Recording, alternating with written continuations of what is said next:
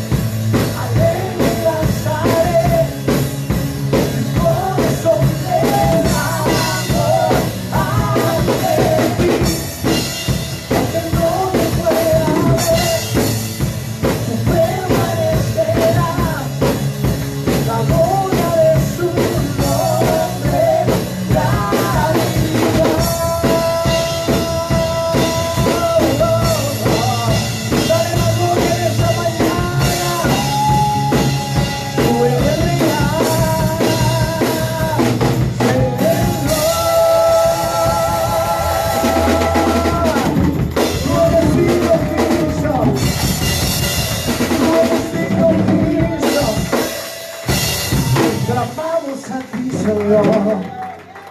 Danzaré, en el río danzaré, alegre danzaré, mi corazón derramó ante ti, aunque no te pueda ver, no permanecerás, la gloria de tu nombre es realidad. Una vez más, en el río danzaré, alegre danzaré, mi corazón derramó ante ti, aunque no te pueda ver, tú permanecerás, la gloria de tu nombre es realidad.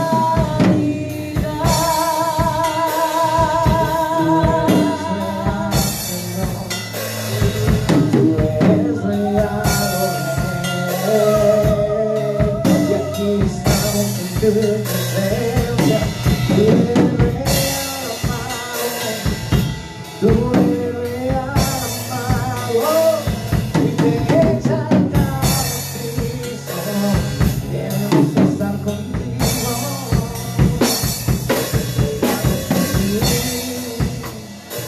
Lo rendimos a ti, Papá hermoso. Tú eres bueno, te entregamos todo. Tú estás aquí.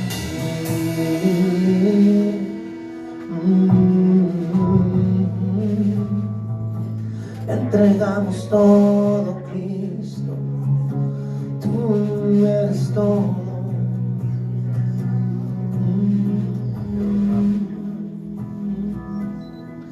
Nos rendimos, te entregamos todo, Rey. Toma el control hoy de nuestro lugar. Te entregamos nuestra mente, sea completamente a ti. Tú eres el centro, tú eres la canción, la melodía. Tú eres el motivo de nuestra adoración. Te honramos, te exaltamos, Jesús. Te honramos, que estamos ante tus pies, Jesús.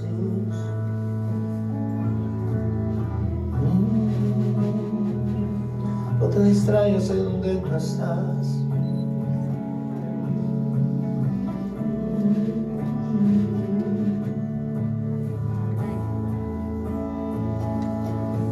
Te lo entregamos todo, Rey.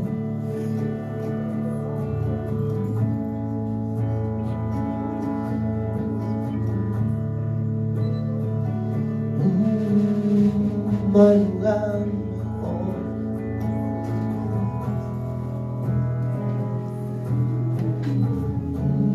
No hay lugar mejor.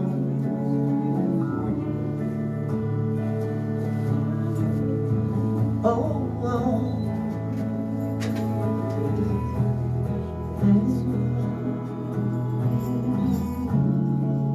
Vamos a declararlo con tu corazón en esta mañana. Dile: a tus pies arde mi corazón. A tus pies entrego lo que soy. Es el lugar de mi seguridad, donde nadie me puede señalar. Dile: me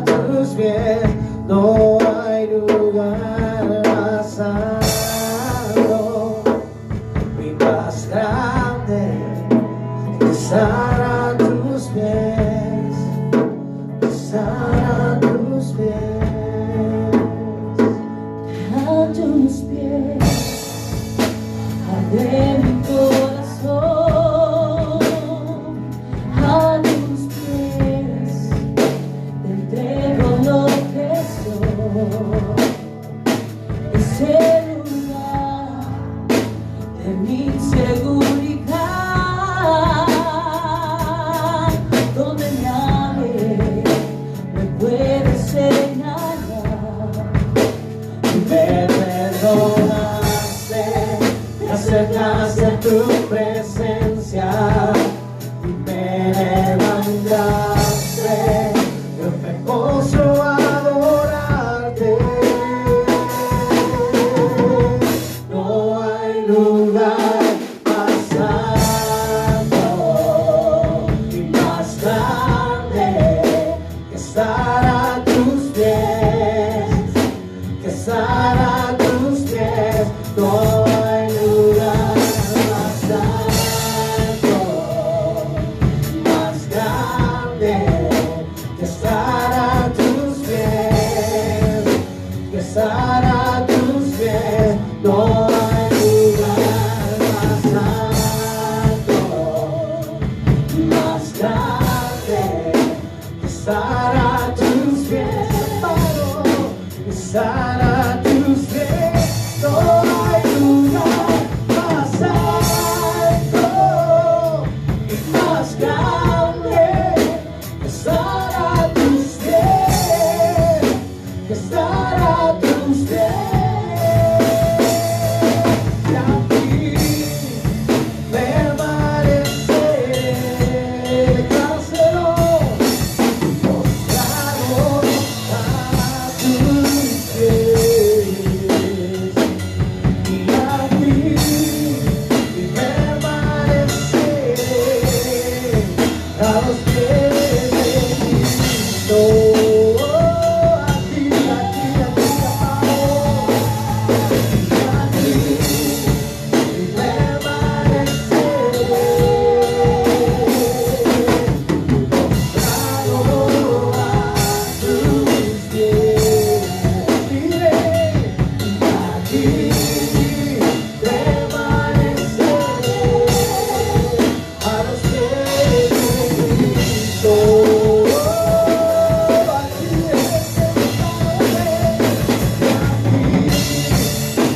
permaneceré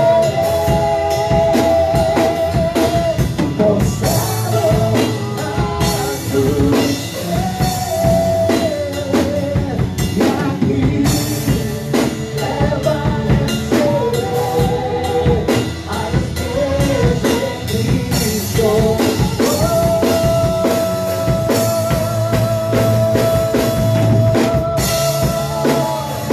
No hay otro lugar, amado. No hay otro lugar donde yo quiero estar. Es en tu presencia, adorándote, saltándote, declarándote el amor a ti. Tú eres todo.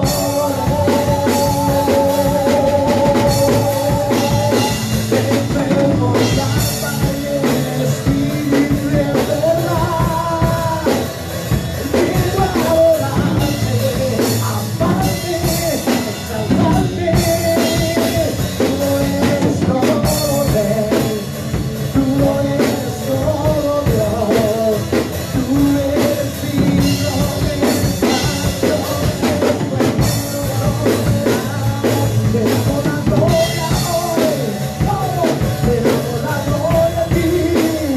Tú mereces toda la alabanza, toda la adoración, Rey.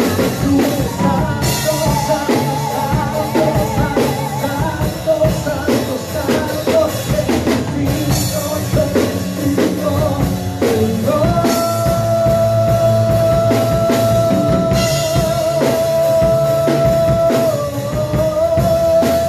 tú eres digno,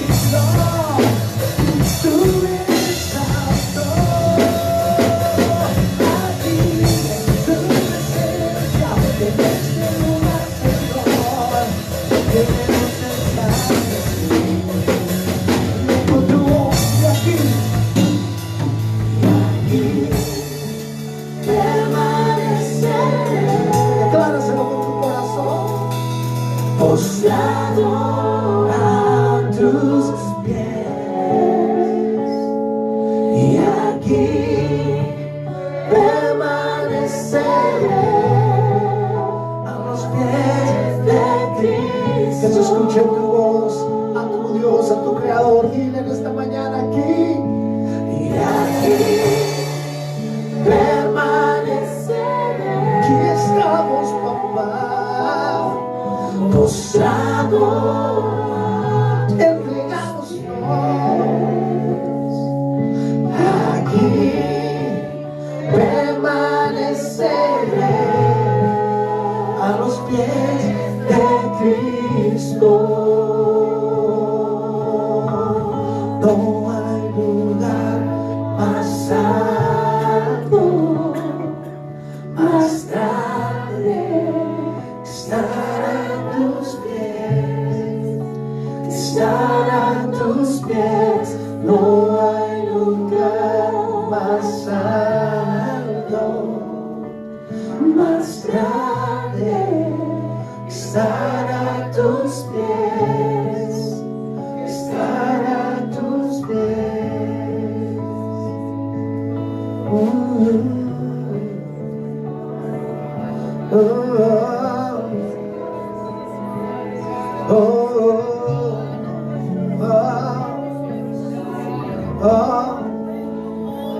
Hold my hands, aquí quiero estar en tu presencia, no apartarme de ti jamás. Tú eres el amado, tú eres anhelado de nuestro corazón.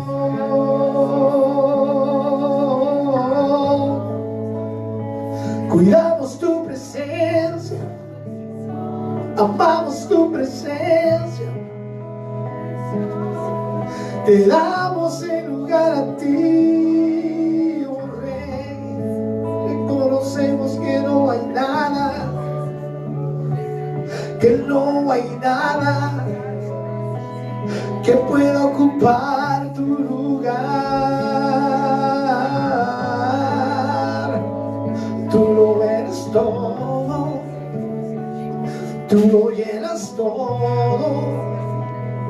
tú eres suficiente, papá. En esta mañana rendimos todo a ti, nuestra mente, todo lo que estorba. Queremos adorarte en espíritu y en verdad. Y aquí permaneceré,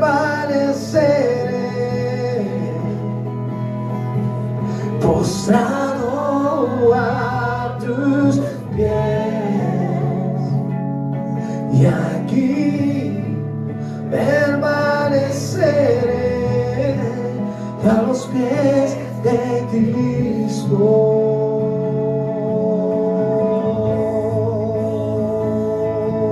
Tú estás aquí, oh, tú estás aquí. Tus propias palabras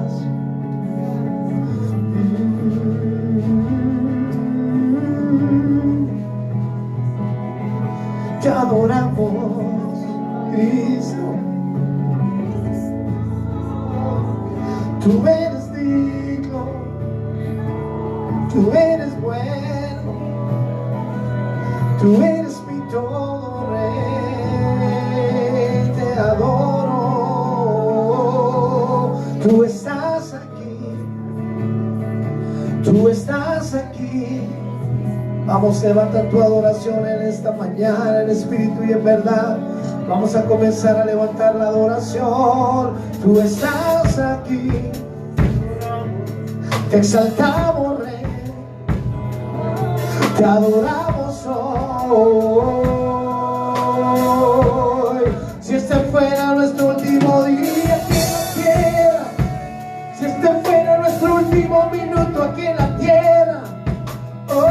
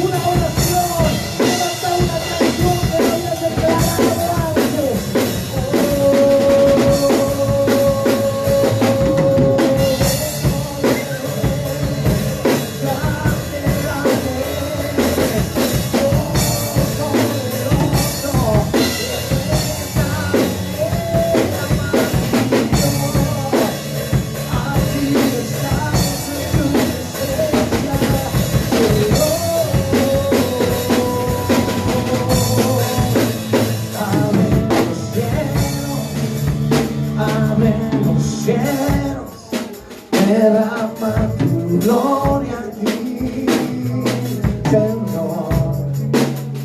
Tú eres todo, Dios poderoso, dueño de nuestro corazón. Ruego vestiré aquí en este lugar, aquí permaneceré. Declárase. Postrado a tus pies, estamos postrados, Rey, y aquí permaneceré a los pies de Cristo. Dile una vez más, declara sobre Él está en esta casa, dile. Y aquí permaneceré en tu presencia, amado, postrado a tus pies. Toma tu lugar hermoso, y aquí permaneceré a los pies de Cristo. Él está aquí, dale su lugar, dale su lugar.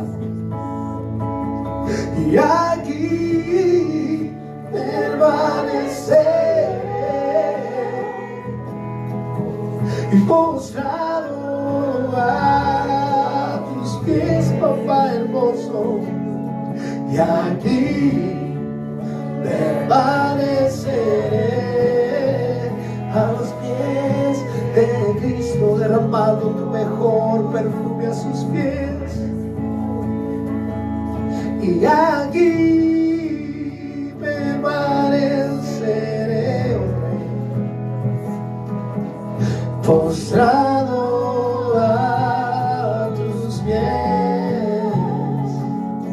Y aquí permaneceré a los pies de Cristo. Tú estás aquí, papá.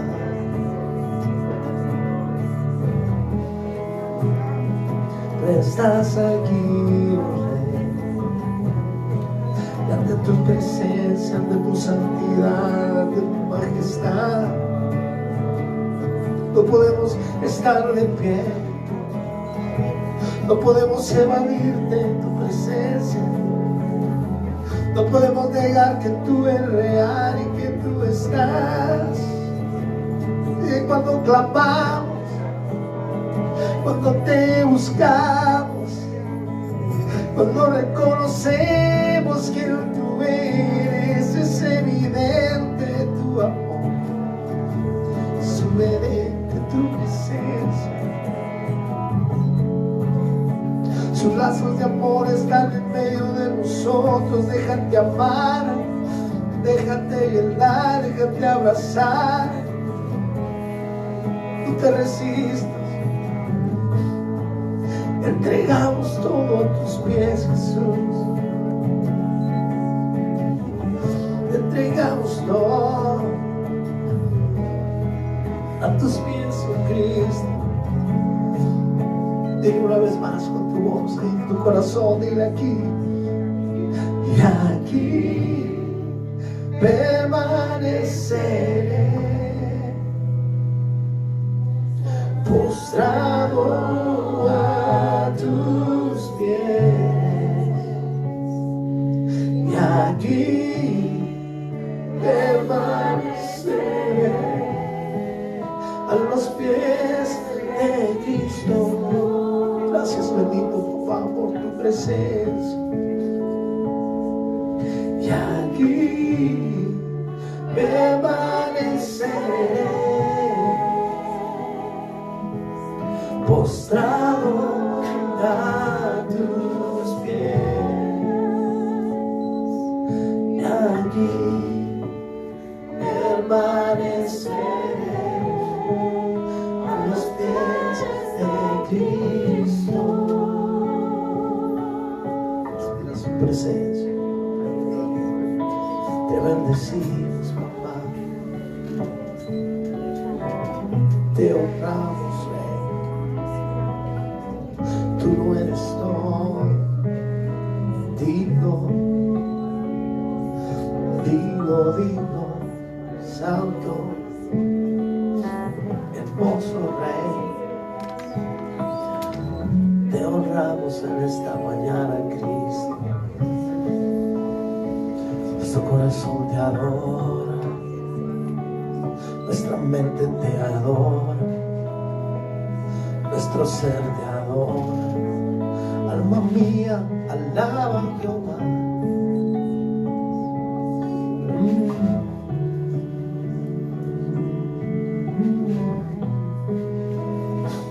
Claro, solo las voces,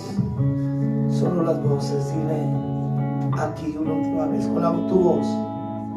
Y aquí permaneceré,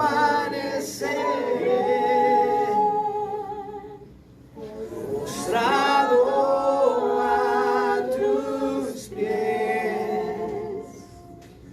Y aquí permaneceré a los pies de Cristo. Gracias, Señor. Tú eres hermoso, Jesús. Tú eres hermoso, Señor. Tú eres grande. Tú eres poderoso. Tú eres hermoso, Señor. Tú eres hermoso.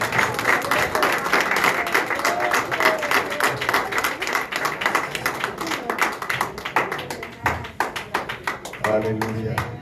Yo creo que el Señor merece un aplauso más fuerte. Amén. Aleluya. Amén. Wow, qué hermosa presencia, Señor. Gracias, Espíritu Santo, por tu presencia en este lugar. Amén. ¿Cuántos pueden sentir la presencia de Dios de verdad? Pueden tomar sus asientos, mis hermanos, esta mañana. Aleluya. Wow, linda libertad en el Espíritu Santo. Aleluya. Gloria a Dios. Bueno, esta mañana les saludamos a todos en el nombre de nuestro Señor y Salvador Jesucristo. Les damos a cada uno de ustedes la más cordial bienvenida. Como pueden ver, muchos hermanos ausentes. ¿Por qué será, hermanos? Pero gloria a Dios por los que estamos aquí. Amén. Gloria a Dios por los que llegaron esta mañana a adorar al Señor a este lugar. Bueno, voy a pedir que tenemos clases, queremos dar la bienvenida aquí a una familia que nos visita por primera vez. Bienvenidos. Dios los bendiga. Gracias, Señor. Tenemos clases para niños. Aquí a mi lado izquierdo tenemos 3 salones habilitados. Son los niños bienvenidos a sus clases, a su escuela dominical. Y mientras tanto, los demás nos quedamos aquí para la meditación de la palabra de Dios en esta mañana. Así es que, adelante, mis hermanos. Aleluya.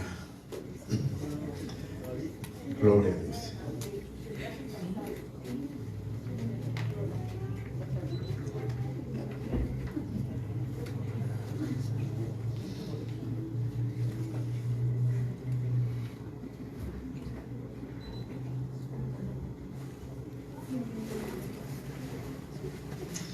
Voy a pedir que abran sus Biblias esta mañana al libro de Apocalipsis capítulo 5. Apocalipsis capítulo 5. Vamos a dar lectura al versículo 11, del 11 al 13.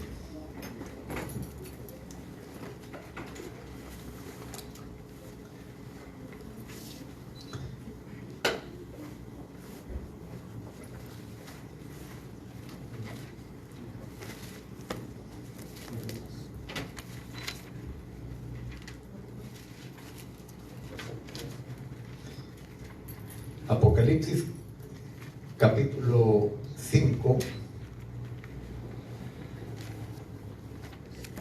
desde el versículo 11,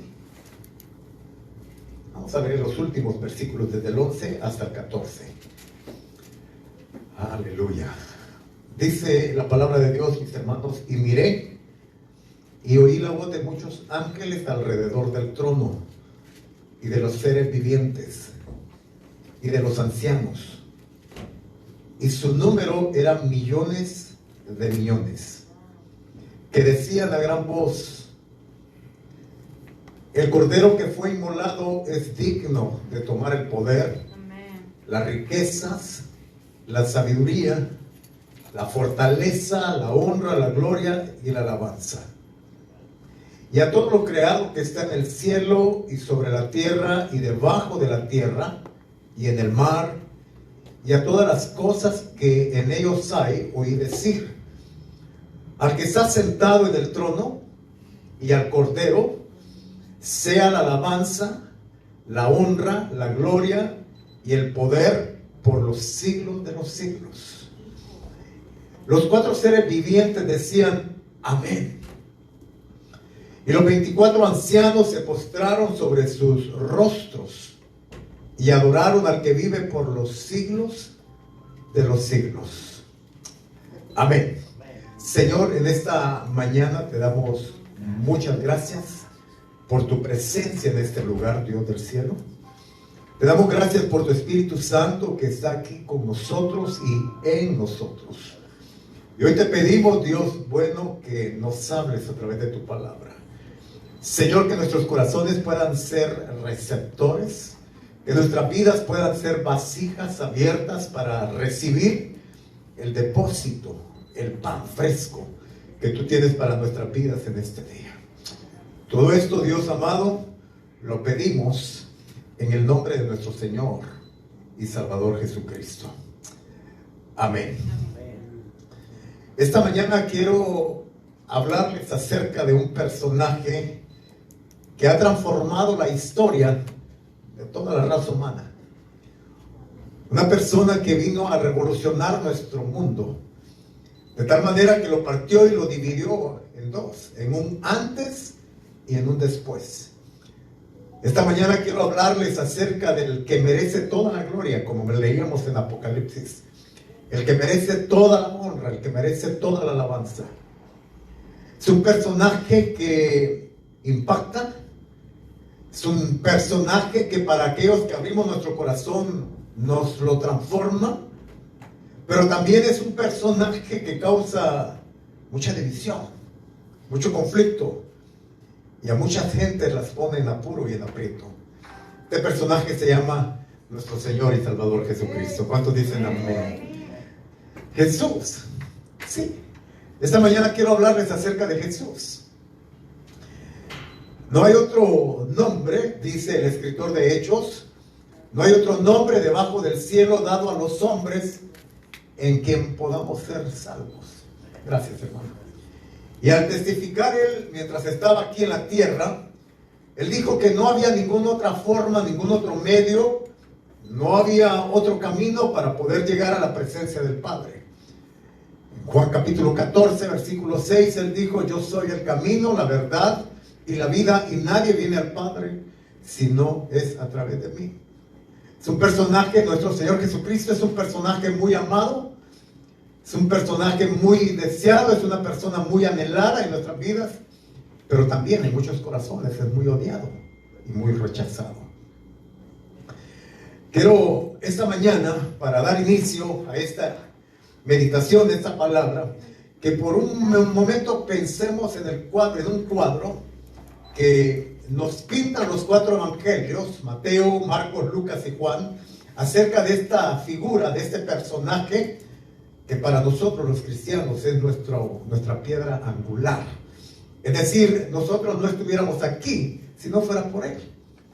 Él es la piedra, dice el apóstol Pedro en 1 Pedro capítulo 3, la piedra desechada por los hombres, pero aprobada por Dios Padre. Mateo, Marcos, Lucas y Juan pintan un cuadro acerca de Jesús. Mateo, un recaudador de impuestos, que posteriormente llega a ser un discípulo de Jesús, habla acerca del reino de Dios que viene a través de esta persona, Jesucristo. Arrepentidos, porque el reino de los cielos se ha acercado, el reino de los cielos está aquí. Es interesante que Mateo no menciona el reino de Dios, sino el reino de los cielos. Mientras que Marcos, Lucas hablan del reino de Dios. No es que está hablando de dos reinos diferentes, es lo mismo. El reino de los cielos, el reino de Dios es lo mismo. Solamente que Mateo, que era un judío, al escribir a judíos, usa como sinónimo el término cielos para hacer referencia al reino de Dios. Porque los judíos tenían esa precaución de no usar el nombre de Dios en vano. Entonces, para no ofender, Mateo utiliza el término el reino de los cielos, pero realmente está hablando del reino de Dios. Marcos era un joven discípulo, seguidor de Jesucristo.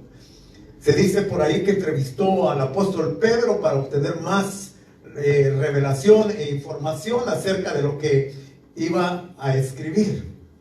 Lucas es el otro escritor del Evangelio y se nos dice de que él era un doctor, era un historiador también. Y él entrevistó a María, la mamá de Jesús, y también a algunos apóstoles o discípulos que estuvieron muy cerca de nuestro Señor Jesucristo. Y todos sabemos que Juan era un discípulo de Jesús, era el discípulo que se conoce como el íntimo, como el discípulo amado. Se da testimonio de que Juan tuvo el privilegio de haber reposado su cabeza en el hombro de nuestro Señor Jesucristo. Y es por eso que lo hace uno de los más íntimos, aquel que estuvo cerca del corazón del Señor. Y por eso, si ustedes se dan cuenta, en las cartas que escribe Juan, él usa un vocabulario y usa un lenguaje muy amoroso, muy cariñoso, hijitos, amados, porque Juan se empapó de lo que era el verdadero amor de Dios, estuvo cerca del corazón de Dios. Bueno, a través de estos 4 evangelios, 3 de ellos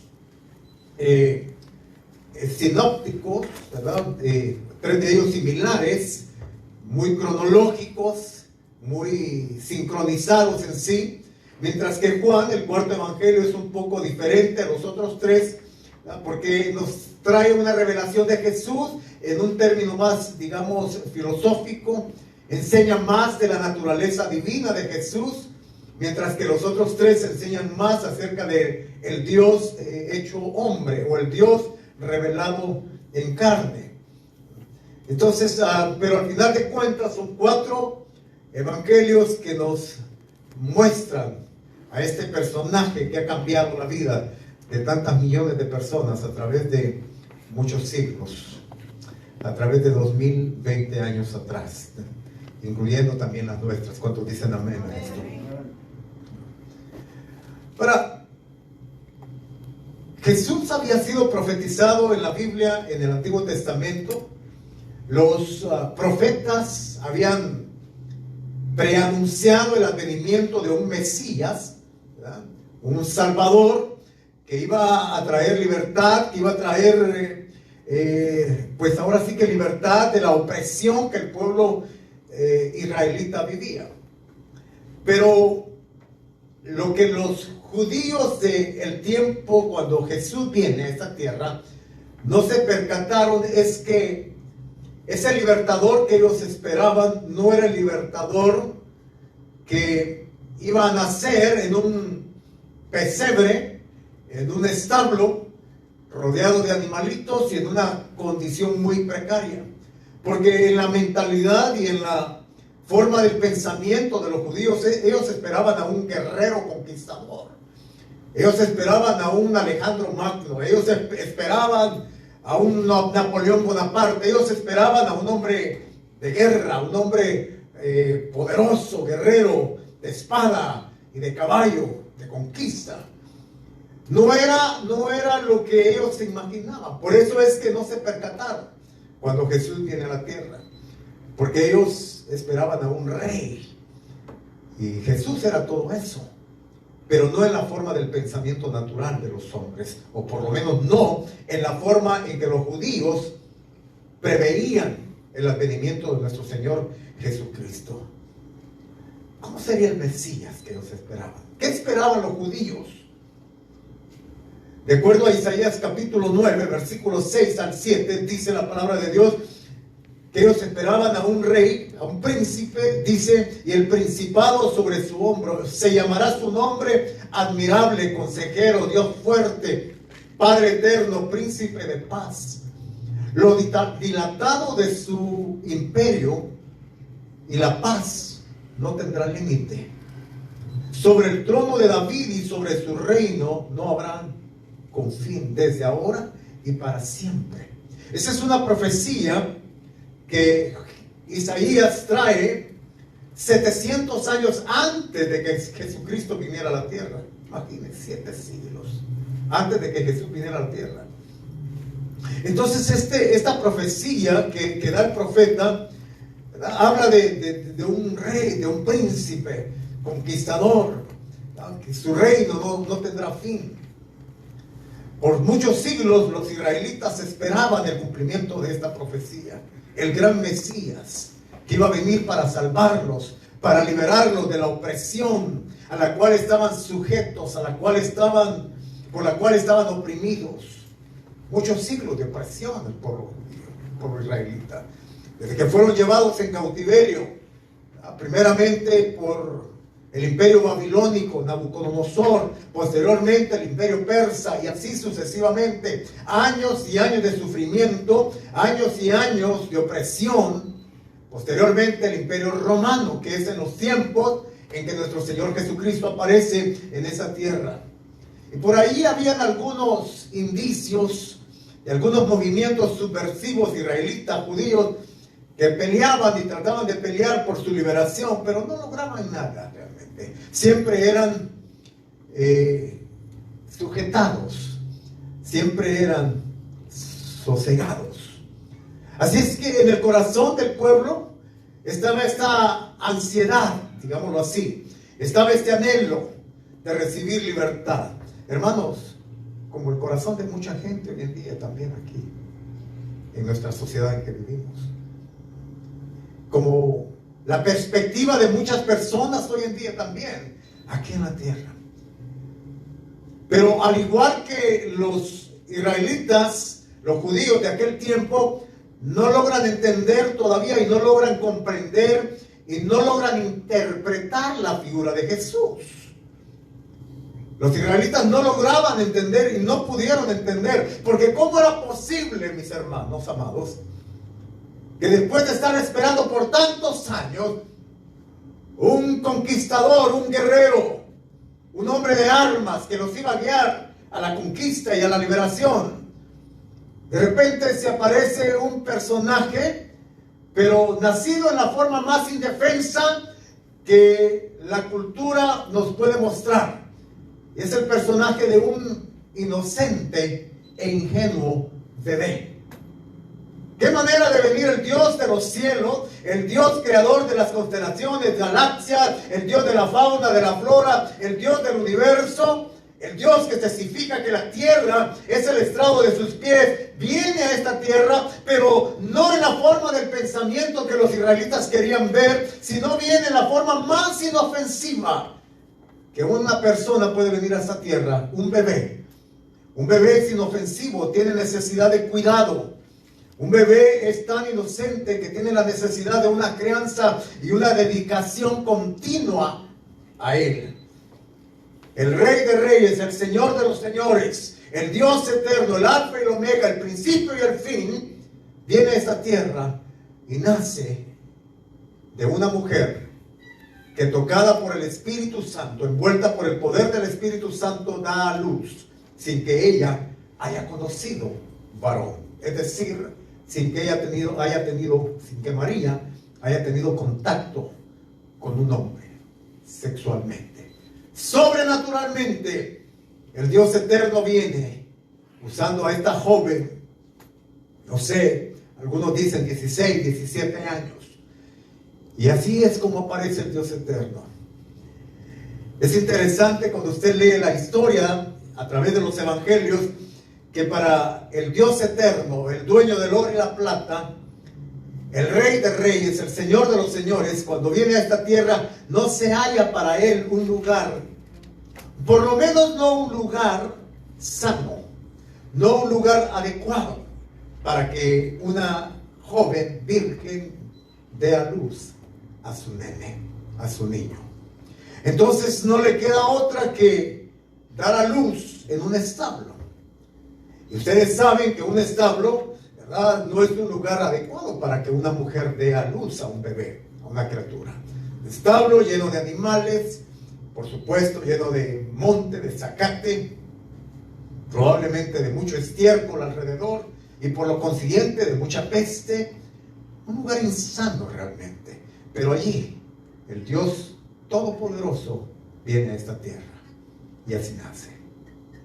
Y es tan indefenso que tiene ahora la necesidad de ser cuidado por dos personas humanas. El Dios creador ahora se da en los brazos de una pareja para que estos lo cuiden y para que lo críen y para que lo desarrollen.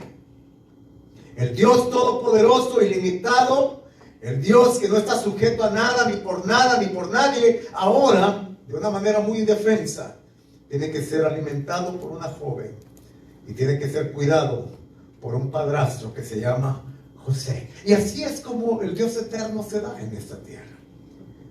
Su padrastro era un hombre carpintero que en sus primeros días, me imagino, podemos suponer, de que le enseñó lo que es la carpintería, le enseñó lo que es el trabajo diario, porque ese Dios eterno, aunque era Dios, y aunque es Dios, en su forma humana, Él no se sujetó a lo que Él era al principio, sino que se despojó de sí mismo, haciéndose hombre, y estando en la condición de hombre, se hizo siervo, y vivió la vida como la vive cualquier ser humano en esa tierra. Entonces, bajo esa lupa, bajo este punto de observación, los judíos no podían entender que Él era el libertador. No podían entender que Él era el que los iba a sacar de la opresión, a liberar de la opresión. El desarrollo de Jesús, según nos lo pintan los evangelios, fue un desarrollo tan común, tan normal en su niñez. Podemos suponer a través de lo que se nos dice la Escritura en cuanto a la humanidad de Jesús, que Él se crió como cualquier niño. En sus primeros 2 años, Él tuvo la experiencia de vivir en el exilio, como muchos de nosotros lo hemos tenido que hacer en algún momento. Personas que salen huyendo de sus países por cuestiones de guerras, etcétera, etcétera. Bueno, Jesús en sus primeros de 0 a 2 años, avisado por un ángel, su mamá y su padrastro tienen que sacarlo de la tierra de Israel y llevarlo a tierra extranjera, a Egipto.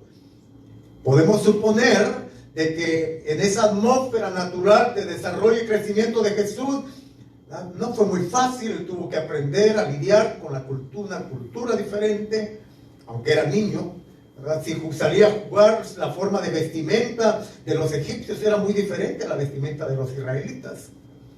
Por lo consiguiente, un idioma diferente, una cultura diferente, comida diferente. Entonces Jesús estuvo sometido a este trato y a esta condición como hombre, como el Dios encarnado, como el Dios hombre.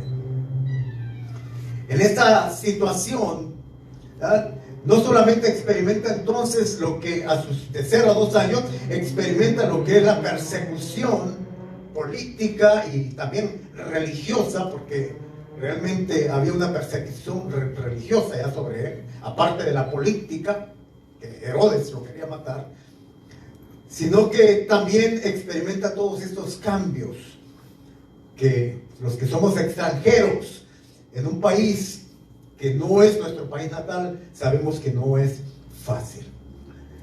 La Biblia no dice mucho más acerca de la niñez de Jesús, excepto hasta que aparece más o menos a los 11, 12 años en el templo, después de que se escapa de la presencia de su padrastro y su mamá y su papá, su padrastro lo buscan angustiadamente, lo encuentran en el templo conversando y discutiendo de las cosas de Dios con los más altos jerarcas de la religión de aquel tiempo. Él dice cosas como, a esta edad, él dice cosas como, me es necesario atender y estar pendiente de los asuntos de mi Padre. A partir de ahí, la Biblia no nos enseña y nos dice más acerca de Jesús hasta su aparición a los 30 años de edad, cuando Él empieza su ministerio. Y lo encontramos siendo llevado por el Espíritu Santo, siendo llevado a Jesús, el Dios eterno, el Dios encarnado, siendo llevado por el Espíritu Santo al desierto de la meseta judía para ser tentado por el diablo. Antes de iniciar su ministerio terrenal, nuestro Señor Jesucristo fue sometido, después de haber ayunado por 40 días y 40 noches, es decir, sin probar pan y sin beber agua. Él fue tentado por Satanás, y usted lo puede meditar y leer eso en Mateo capítulo 4, Lucas capítulo 4, lo que se conoce como la tentación de Jesús en el desierto, donde en su naturaleza humana el Dios eterno tuvo hambre. Y ahí Satanás viene por primera vez, aparece en el escenario de la tentación de Satanás a Jesús, y le dice: si eres hijo de Dios, di que estas piedras se conviertan en pan. Y ahí el Señor nos enseña una de las más grandes lecciones de lo que es la verdadera espiritualidad y lo que es lo natural, y cómo esto muchas veces contrasta entre sí. No solo de pan vivirá el hombre, sino de toda palabra que sale de la boca de Dios. Ahí Jesús, en su naturaleza humana, da el primer paso de conquista y enseña el tipo de carácter que lo va a regir durante los 3 años y medio aproximadamente que va a vivir en la tierra. A través de esa experiencia que Jesús vivió de la primera tentación, Jesús nos está recordando y nos recuerda y nos enseña y nos deja como un precedente de que podemos vencer la tentación. ¿Cuántos dicen amén a esto? Hermanos, la tentación no es pecado. Hay gente que piensa que la tentación es pecado. No, Jesús fue sometido a partir de ahí, y en muchas oportunidades más, Él fue sometido a muchas formas de tentación. La diferencia es que Él no cayó en la tentación. Él no fue vencido por la tentación. Interesante.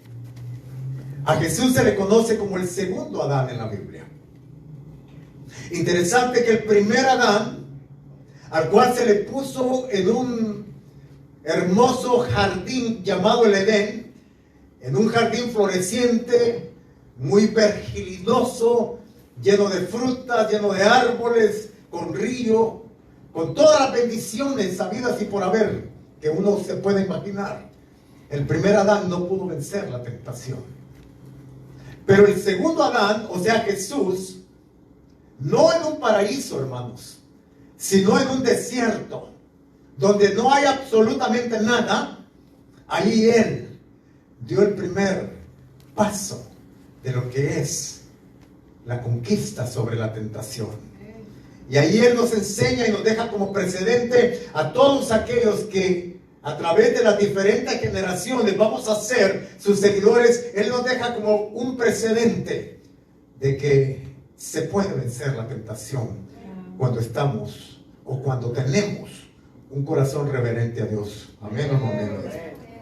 Cuando hay un corazón de reverencia, cuando hay temor de Dios en el corazón, se puede vencer la tentación. Y así sucesivamente, ahí mismo en el desierto de la meseta judía, Jesús es tentado una y otra vez, hasta que después de haber vencido en esa oportunidad, en 3 diferentes ocasiones, la tentación y al tentador, entonces el tentador le deja, y dice la Biblia, por un tiempo, dándonos a entender que la tentación iba a ser continua en la vida de nuestro Señor Jesucristo, como también lo es en la suya y como lo es en la mía también.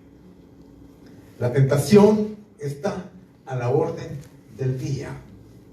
De hecho, Primera de Pedro capítulo 2 nos enseña y nos dice que el león que Satanás anda como león rugiente, buscando a quien devorar. Fíjese qué interesante. No anda devorando, anda buscando a quien devorar. ¿De qué forma lo hace? Lo hace a través de la tentación.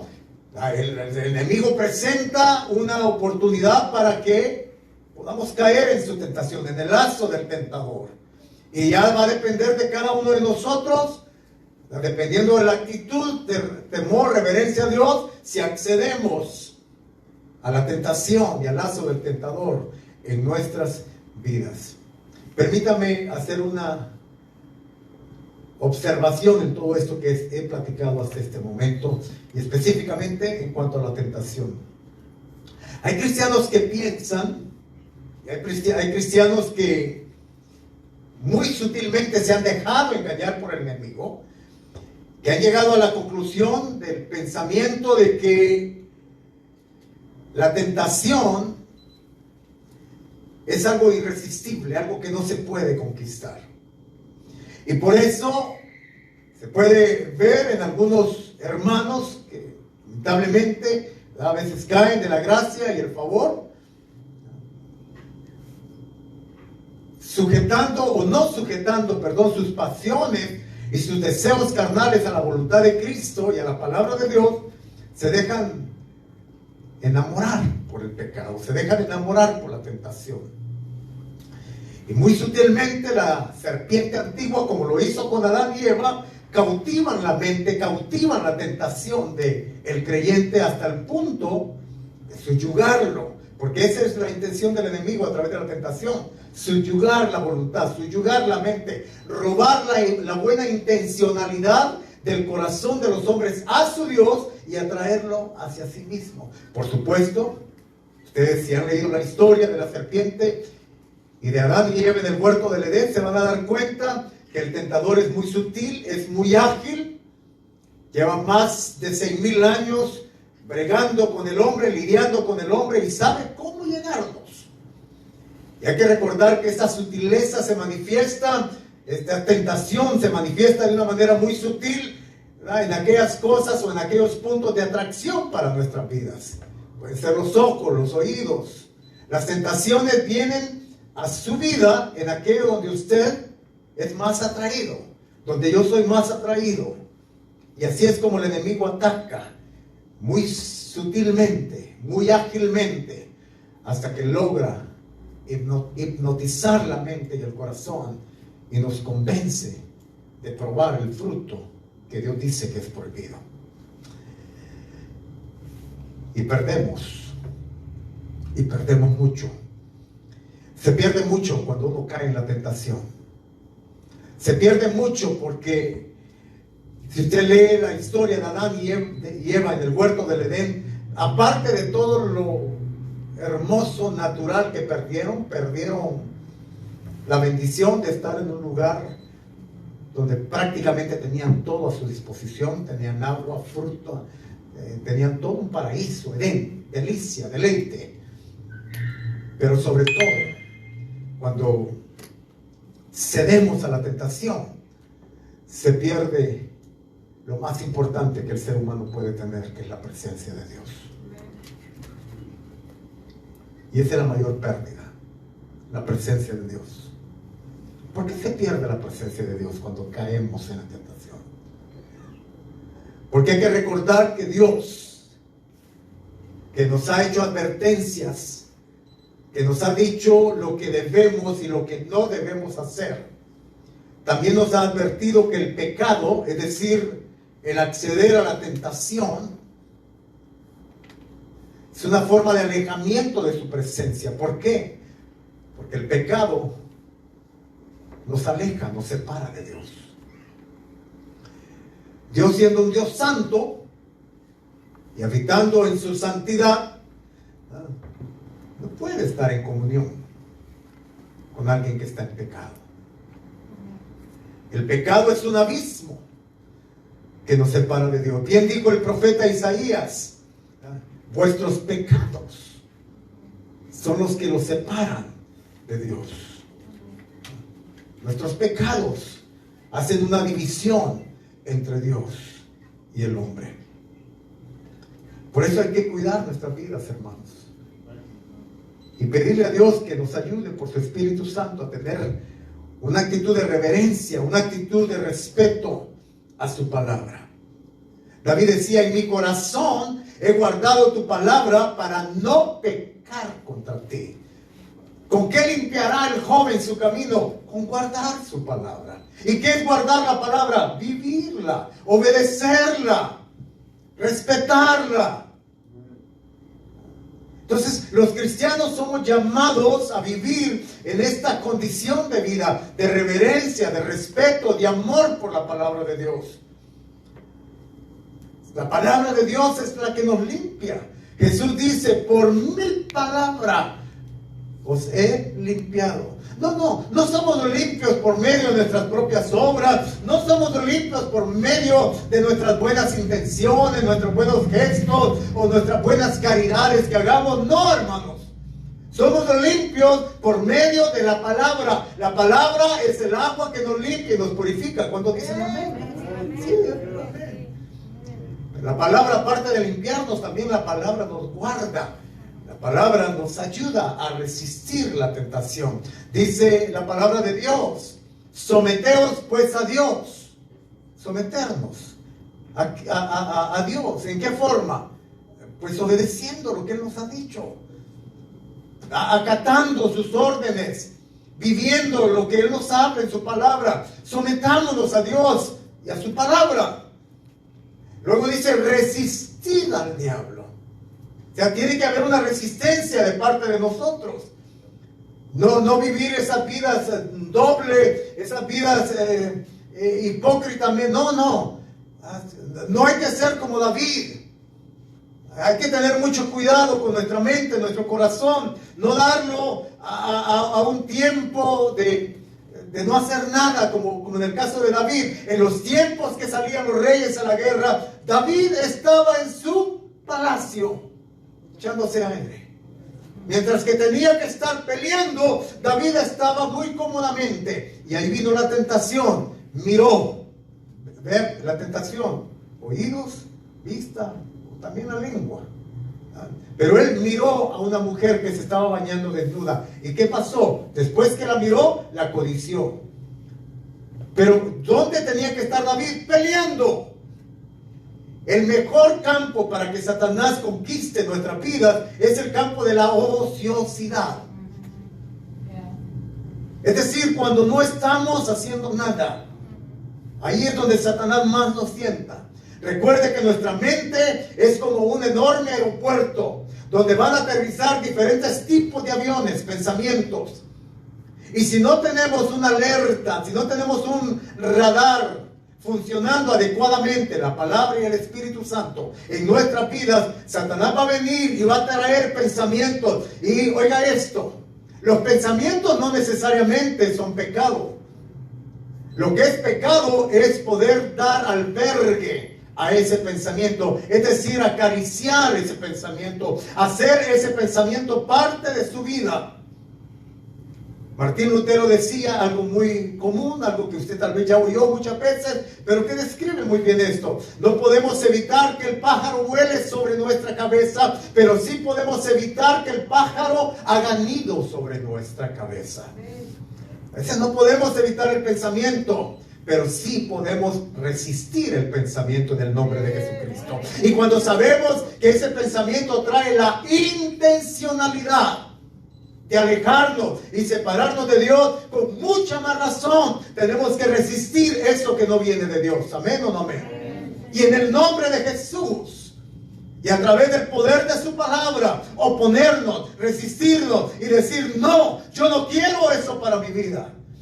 Porque sabemos que sí, es un pensamiento muy atractivo, es una idea muy lujuriosa, que ¿verdad? Va a traer algún tipo de deleite carnal, alguna pasión carnal. Pero hay que recordar que todo eso después trae una consecuencia. Y eso es lo que tenemos que ver, prever y ser sabios con eso. Así es que, volviendo a la vida de Jesús, Jesús fue sometido, dice la palabra de Dios en Hebreos capítulo 4, fue sometido como Dios hombre a todo tipo, hermanos, a toda clase de pruebas y tentaciones. La gran diferencia entre Jesús y nosotros es que Él fue probado en todo y tentado en todo, pero Él no cayó en pecado. Amén. Por eso es que Él se convierte, dice el escritor de Hebreos, en el sumo sacerdote. Esa es una figura que aparece en el Antiguo Testamento que nos da a entender de qué se trata. Se trata de un mediador. Jesús se convierte en el perfecto mediador entre el Dios Santo y una raza caída. ¿Por qué? Porque Él pasó la prueba, Él venció la tentación, Él, sometido a toda tentación y prueba, Él guardó su corazón y venció. Y ahora, como sumo sacerdote, nuestro Señor Jesucristo es el mediador entre Dios y los hombres. Nuestro Señor Jesús, mis amados hermanos, cuando estaba aquí en la tierra, aparte de su ejemplo de cómo resistir la tentación, también nos dejó ejemplos muy bien marcados de cómo debe de vivir un cristiano su vida. ¿Usted quiere saber cómo vivir la verdadera vida cristiana? Pues el mejor ejemplo para seguir es donde se originó la vida cristiana, nuestro Señor Jesucristo. Y Él nos da ejemplo en todo. Él nos da ejemplo en nuestras relaciones humanas, cómo tratar al prójimo. Y Jesús nos dice y nos enseña con su vida que hay que tratar al prójimo como quieres que te traten a ti mismo. Él nos da precedentes y nos da ejemplos de lo que es el amor y el perdón, y cómo estos conceptos trabajan unidos entre sí. En día muchos cristianos no logran entender o no quieren vivir esta dimensión de la vida de Jesús. Pero quiero recordarnos a través de la palabra de Dios en esta mañana que el mejor ejemplo de lo que es el verdadero amor y perdón es nuestro Señor Jesucristo. Juan 3:16, pasaje conocido por todos nosotros, da testimonio diciendo: porque de tal manera amó Dios al mundo que dio a su Hijo unigénito, para que todo aquel que en él crea no se pierda, mas tenga la vida eterna. El amor de Dios, el verdadero amor de Dios, no está basado en sentimientos y emociones. El verdadero amor del cual Dios nos habla está basado en un ejemplo que se demuestra a través de sacrificio. Me gusta decir esto y lo digo una y otra vez. Cuando Cristo moría en la cruz del Calvario, era el grito del Padre Celestial diciéndole al hombre de la tierra caída: mira, te amo y te amo en serio, te amo y te amo de verdad, te amo de tal manera que mira lo que está aconteciendo en ese monte llamado el Calvario. Ese espectáculo que asombró a los ángeles y que asombró a los seres angelicales y que cayó el cielo por algunos minutos. Ese espectáculo que hizo que todo el universo guardara silencio era el grito de Dios, diciéndonos a nosotros los hombres, una raza caída, una raza que no se podía liberar a sí mismo, una raza que no tenía ninguna oportunidad de autosalvarse. Era el grito de Dios Padre diciendo: yo soy propiciador por tu vida. Y lo que tú no puedes hacer por ti mismo, yo lo hago por ti. ¿Cuántos dicen amén? Amén. Ese espectáculo de dolor horrible, ese sacrificio bañado en sangre, era simple y sencillamente un escenario de amor. Y esto la mente natural no lo puede entender. Así como los israelitas no podían entender al gran libertador que había venido porque había nacido en un pesebre y porque se había creado de la forma más humilde, sencilla posible. Y su capacidad de percepción no les daba para poder entender a este libertador que había venido a la tierra. Así también hoy en día hay gente que no logra entender a ese libertador porque dicen: ¿cómo es posible? No puedo entender. Una de las religiones, dicen algunos, los agnósticos, una de las religiones que menos podemos entender, dicen ellos, es el cristianismo. Porque ¿cómo es posible que su líder haya sido sacrificado de la manera en que fue sacrificado?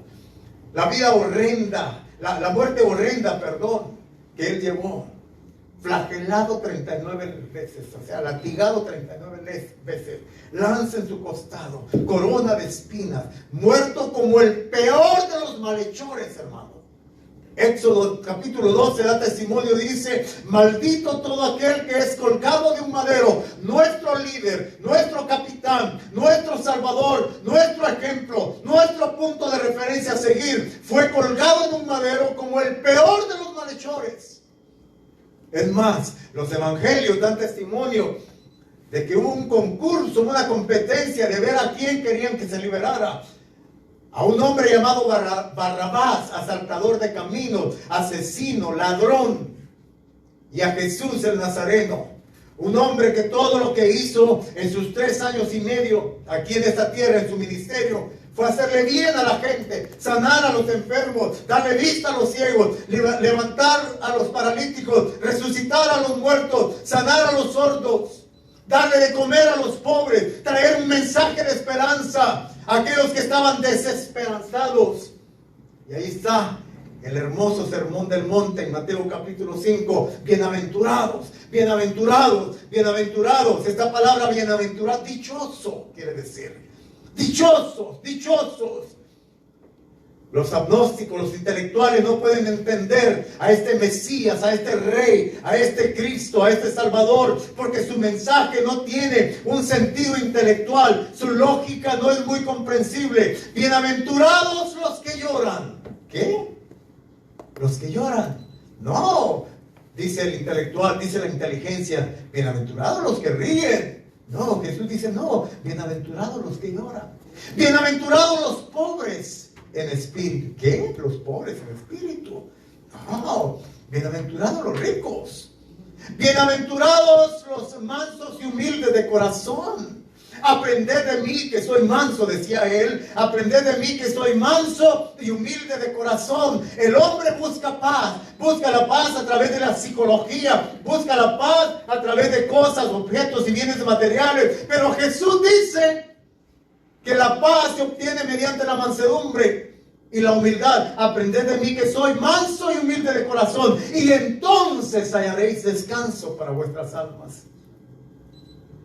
¿Quién puede entender a este libertador que desde la cruz del Calvario, completamente indefenso, todo flagelado, bañado en sangre, el peor de los espectáculos que se pueda ver, desde esa cruz se lanza mensajes tan poderosos para nosotros los que creemos, pero tan débiles para la gente intelectual?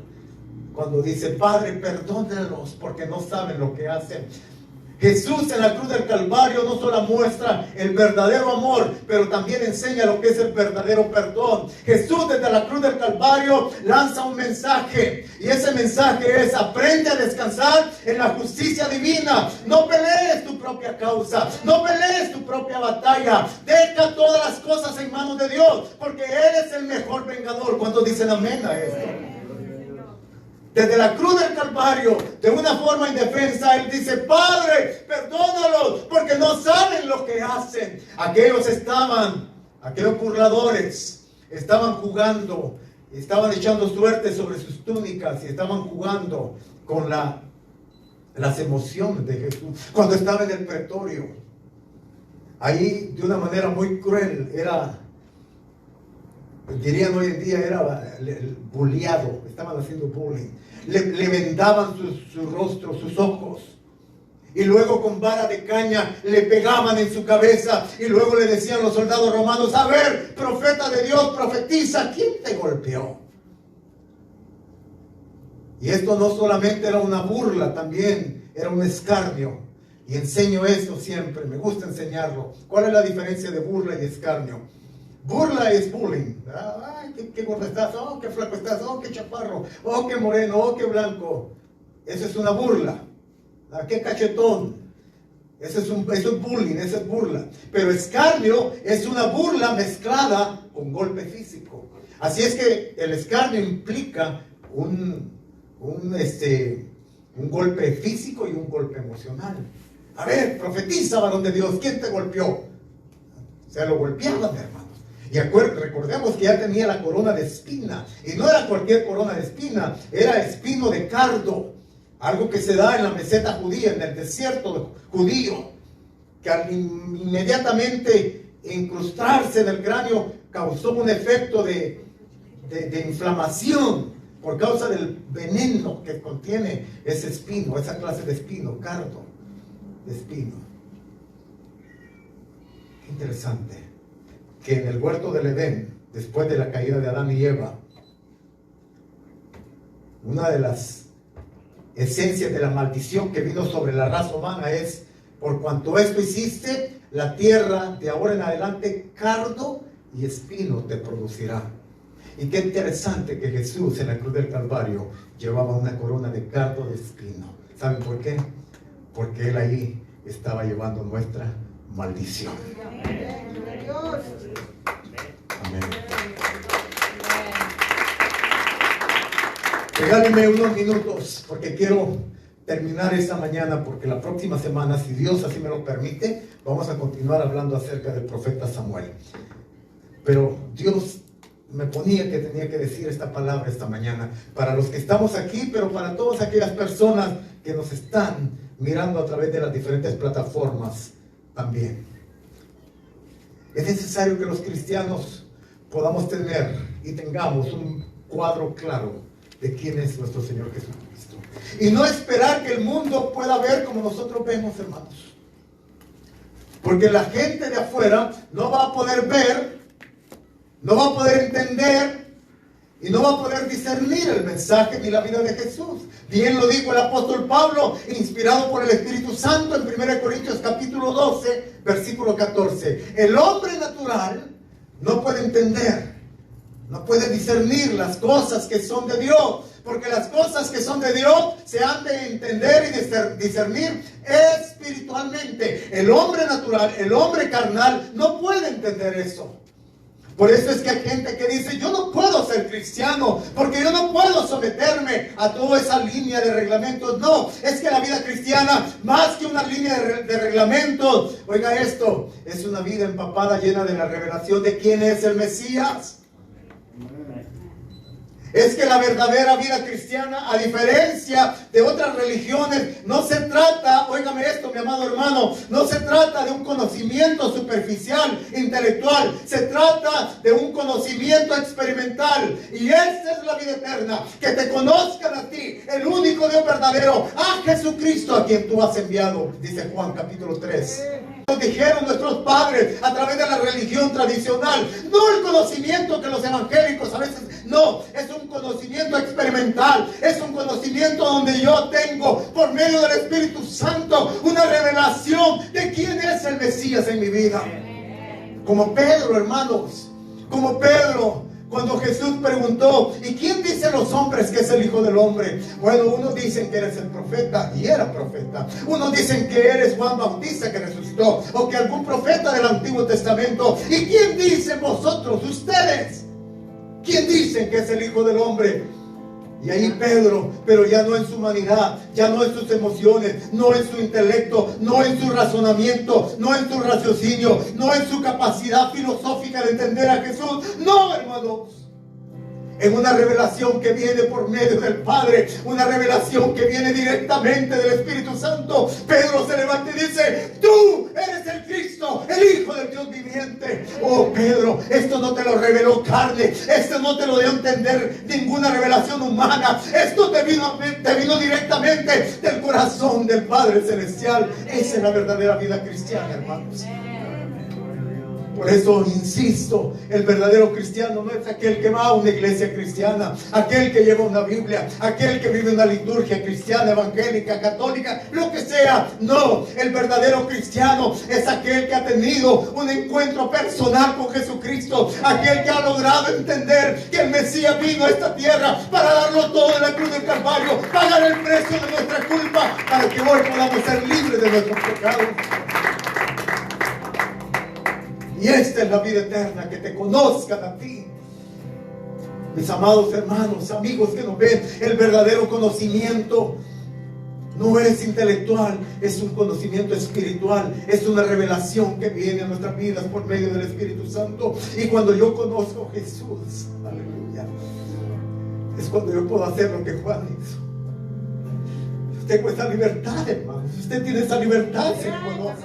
No solamente de venir y tocar el manto, como lo tocó aquella mujer que estaba sangrando por 12 años. Usted tiene la libertad de venir y reposar su cabeza en los hombros de aquel que lo dio todo por usted. Oh, hermanos amados, conocer a Jesús es conocer su vida, conocer su sacrificio, conocer su relación de hijo con padre que él vivió en esta tierra. Es tener una revelación personal de ese Cristo amoroso, de Jesús amado. Yo esta mañana todavía quiero cerrar ese tiempo dándole muchas gracias a mi Dios por haberme revelado a Jesucristo, porque yo por mi propia cuenta nunca pude haber pagado por mi propia salvación, hasta que tuve la revelación de ese Jesús que lo dio todo por mí, de ese Jesús que se entregó sin ningún tipo de condición y sin esperar nada a cambio. Recuerdo cuando aquel 10 de mayo de 1987, hace varios años, en la 11 y Junípero, en la ciudad de Long Beach, mientras Paulino Bernal predicaba la palabra y él decía: todos aquellos que quieran ser salvos, vengan a la cruz de Cristo. Recuerdo que desde el segundo nivel yo corrí al altar. Y hace 30 y pico años de esto, y todavía sigo agradecido por esa experiencia, porque nunca más volví a ser la misma persona. Desde ese día que Jesús llegó a mi vida, nunca más volví a ser la misma persona. Y es lo que Jesús quiere decirnos a cada uno de nosotros: conóceme, porque nunca más volverás a ser la misma persona. Vamos a ministrar al Señor con un canto. Si quiere ponerse de pie, le invitamos a que se ponga de pie en esta mañana. Padre Celestial.